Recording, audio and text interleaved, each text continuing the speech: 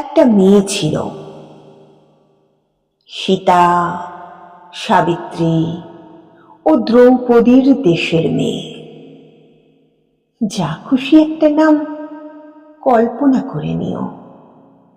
মেয়েটি হৃদয়হীনা। জন্মের সঙ্গে সঙ্গে সে তার মাকে খেয়েছে।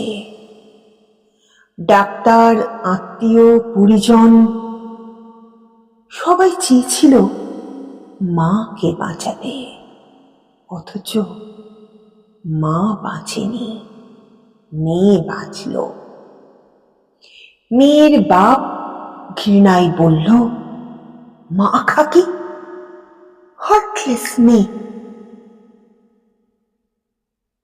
মেয়েটা সবার তাচ্ছিল্য পেতে পেতে বড় হলো। বড় হতে হতে ঘৃণা পেল। ঘৃণা পেতে পেতে ইউক্যালিপটাসের মতো নিষ্পৃহ হয়ে রইল।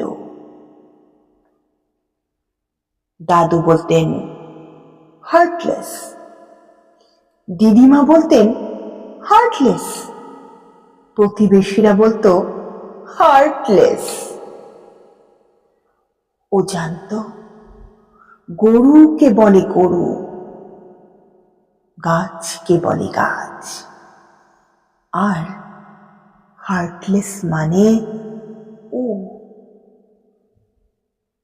তবুও আশ্চর্য, কেউ হার্টলেস বললেই ওর হাত চলে যেত বুকের বাঁ দিকে, যেখানে থাকে পদ্মরাগ মণি, আলাদিনের প্রদীপ, রমজানের চাঁদ।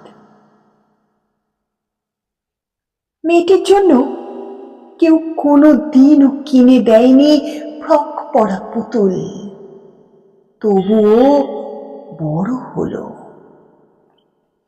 কেউ কোনো দিনও বেঁধে দেয়নি চুল, তবুও ক্ষুদ্রর ঢেউ সেখানে।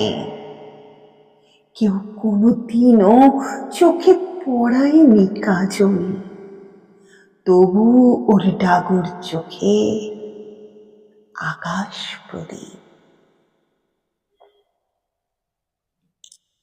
যে ছেলেটিকে মেয়েটি ভালোবাসত বলেছিল, তোমাকে ছাড়া। বাপের আদেশে ছেলেটিকে প্রত্যাখ্যান করল। ছেলেটি বলল হার্টলেস। ছেলেটির অনুরোধে বাপের মনোনীত পাত্রকে ও বিয়ে করল না। বাপ বলল হার্টলেস। তারপর কি একটা অসুখে হৃদয়হীনা মেয়েটি দিল্লির হাসপাতালে মারা গেল। ডাক্তাররা বললেন ব্রেন ডেথ। তারা দেখলেন মেয়েটির হার্ট আশ্চর্য রকমের সচল এবং সক্রিয়। আর সেই দিনই দিল্লির হাসপাতালের কেবিনে এক পরম হৃদয়বান লোকের মৃত্যু ঘটতে চলেছিল। ডাক্তাররা বললেন হার্ট ডেথ। দুপক্ষের সম্মতি নিয়ে হৃদয়হীনা মেয়েটির হৃদয়ে হৃদয়বান লোকটির প্রকোষ্ঠে স্থাপন করা হলো। লোকটি বেঁচে উঠলেন। মেয়েটি জন্মেছিল হৃদয়হীনা হয়ে, আর ওকে দাহ করানোর সময় ডোমদেরও নজরে পড়েছিল মেয়েটির হৃদয় নেই। মেয়েটি হার্টলেস।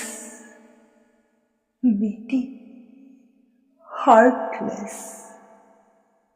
নমস্কার।